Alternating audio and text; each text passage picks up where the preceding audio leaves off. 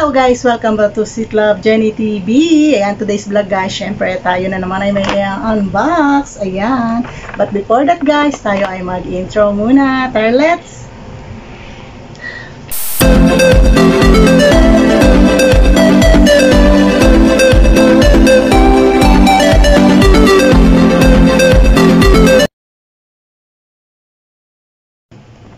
And ayan guys, gaya na sinabi ko kanina, tayo ay mag-unboxing. So ito na ang ating newly product na i-unbox sa inyo. Ayan, i-update ko lang kayo guys, ito ay nai-open na doon sa store. Pero gusto ko lang din i-unbox sa inyo. Ayan, so guys, ibababa na natin yung ating camera para ipakita ko na sa inyo kung ano yung ating product na i-unbox for today. Enjoy for watching guys! Baba natin yung cam natin.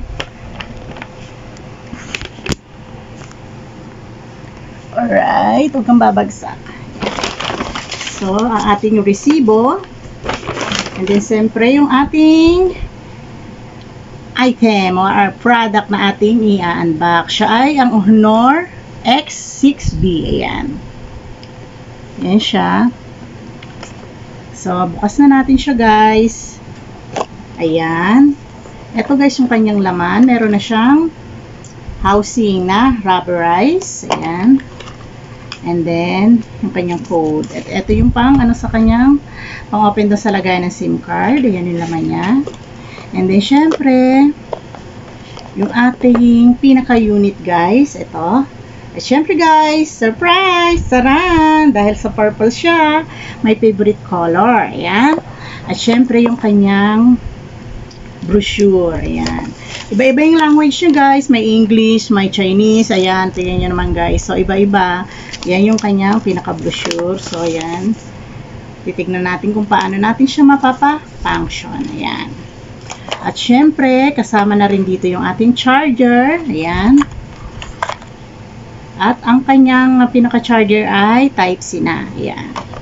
So, guys, ito ang ating unit. So, kagaya na sinabi ko kanina guys, ito ay nai-open na doon sa store. At saka isinet up na rin ng seller. So, maganda guys yung service doon sa binilihan namin ng phone na ito. Ayan, dyan lang siya sa may Sikatuna.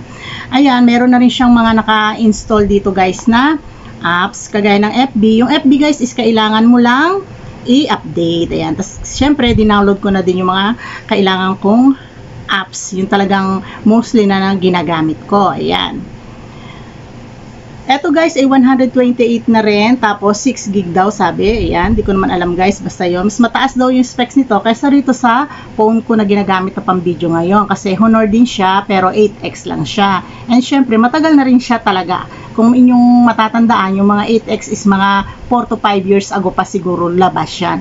Pero guys, dahil nga sa matibay siya, kaya ang kinuha ko pa rin unit ngayon is Honor pa rin. Kasi masanay na ako na gamitin yung Honor. Ayan. So, syempre, depende rin siguro guys sa gagamit ng phone. Ayan. Basta yan, yung Honor 8X ko is super tagal na talaga niya. Ayan. Wala siyang basag, wala siyang scratch. Ayan. Parang bago pa rin yan guys kung inyong makikita. Talagang iningatan ko siya. So, ganun din sana mangyari dito sa bagong bili ko na phone. Ayan. Kaya ako bumili nito guys is sabi nga ng anak ko, kailangan daw namin ito sa pag-online. Ayan. Kasi nga, mabagal na yung 8X ko kasi full na talaga siya. Sobrang tagal niya, dami-dami na niya mga videos, mga photos na hindi ko ma-delete guys kasi nga importante siya sa akin. So, yun na nga lang ang choice natin is to buy a new phone. Ayan. So, tingin ko naman dito guys sa bago kong phone na ito is maganda naman siya. Ayan.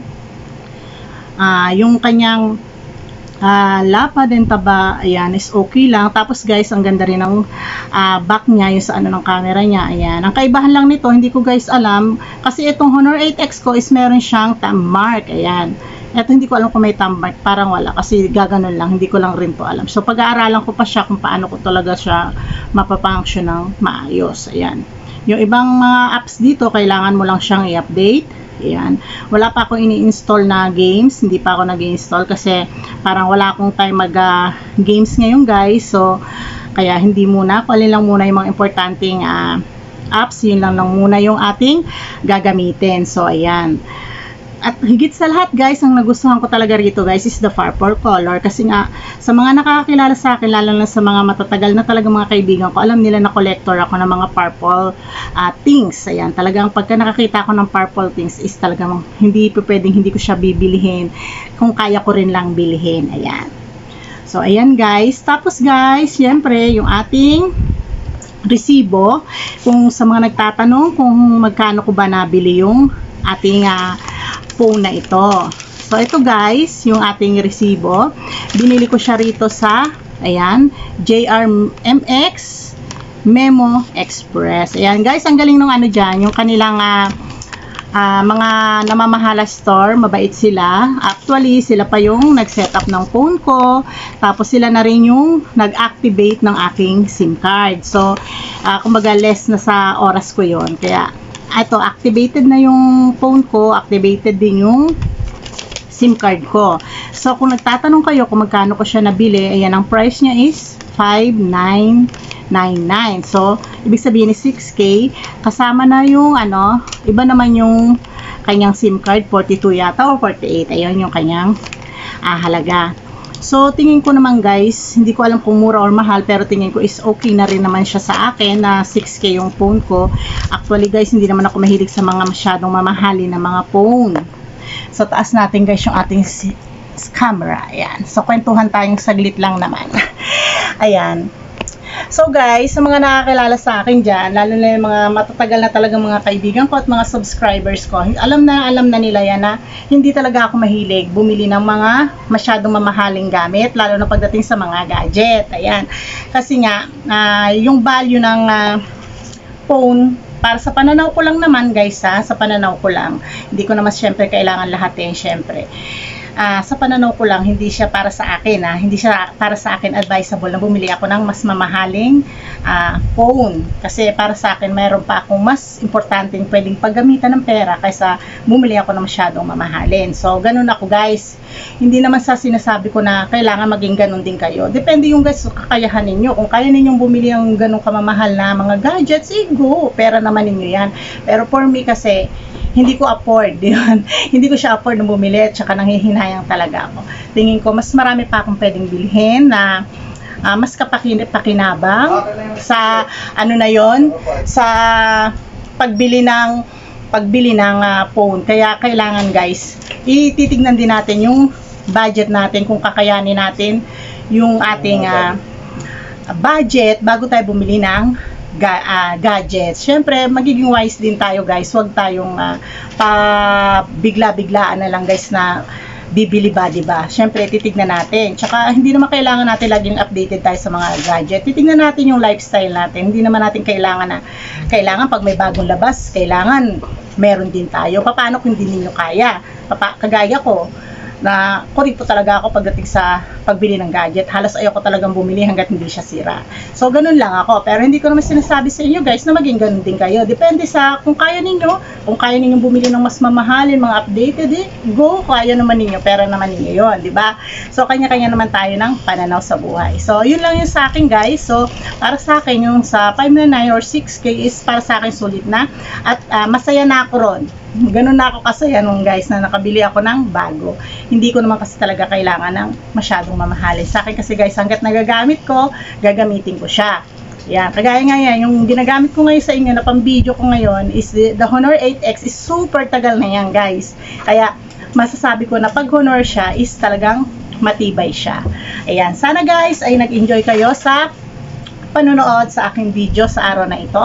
Kung hindi pa kayo nakasubscribe sa aking channel, please do subscribe and paki-comment, like, and share. And paki-hit na rin ang aking notification bell para kung may mga bago akong videos, manonotify po kayo.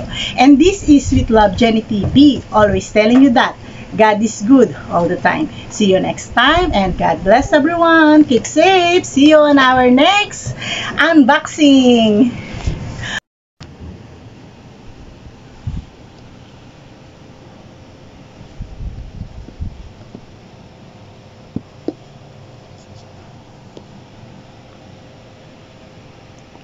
Ayan guys, yung ating specs, ayan.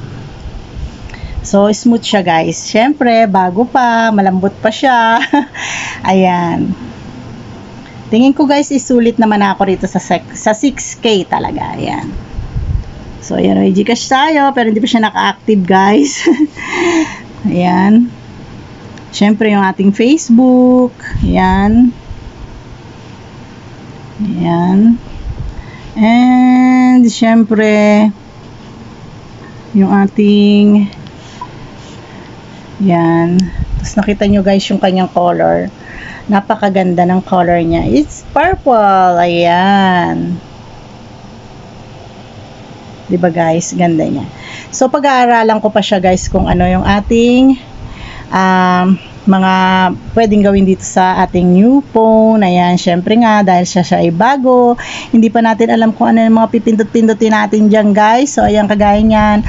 Bukas na yung ating eto. Pwede na tayo mag-download ng ating mga magugustuhang apps. Ayan. Pero as you can see guys, wala pa akong dina-download ng mga game. hindi ko pa alam guys kung magkakaroon na ako ng time na maglaro. Ayan. Yan, diyan ang ating mga kailangang hahanap lang tayo na kung ano yung gusto nating mga apps. Ayan.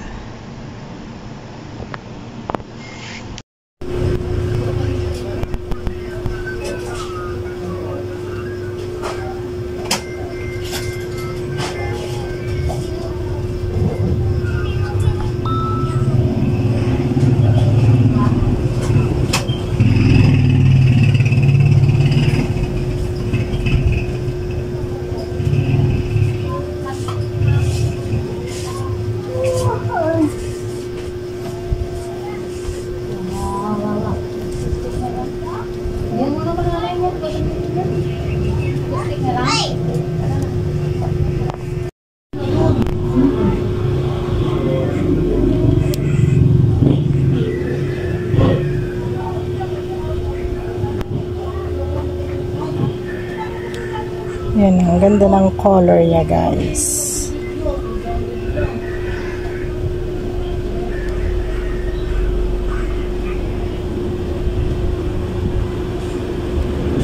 Ito ang ating Honor XB. Yun, XB. So, ayan. So, satisfied na ako rito guys. Sa color pa lang is type ko na talaga siya.